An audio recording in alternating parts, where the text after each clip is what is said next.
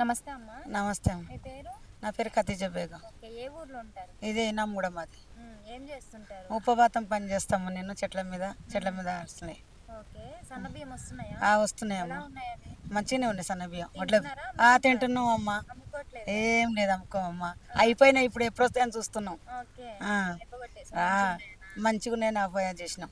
Okay. ముందు ముందు కూడా దొడ్డు బియ్యం వచ్చినాయి. ఇప్పుడు 4 నెలల నుంచి సన్న బియ్యం వచ్చినాయి. ఇంక ఇప్పుడు ఈ నెలలో ఏం వస్తాయో తెలియదు మేడం. అట్లా ఓకే. పింఛన్ వస్తుంది. ఉపవాతం పని చేస్తా. రోజులు అయిపోయినాయి.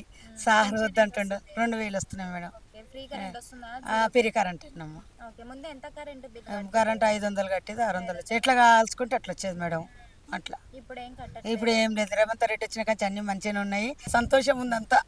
అంత సంతోషం ఉంది. అన్ని వస్తున్నాయి. సంతోషం ఉంది. మళ్ళీ రేవంత్ రెడ్డి కావాలా? మళ్ళీ రేవంత్ రెడ్డి రావాలి మాకు. ఎందుకు మాకు మంచిగా చూస్తుండు. సాత సర్పంచ్ రావాలి, రేవంత్ రెడ్డి రావాలని మేము ఒప్పుకుంటున్నాం. అదే సెక్యూరిటీ సార్ ఉండాలి మాకు. మాకు ఆ సంతోషం ఉందమ్మా. సంతోషం ఉంది. ఇప్పుడు 3 ఏళ్ళ నుంచి సంతోషం ఉంది మాకు. అన్నీ మంచిగా ఉన్నాయి. కారవార్లు అన్నీ నడుస్తూనే ఉన్నాయి.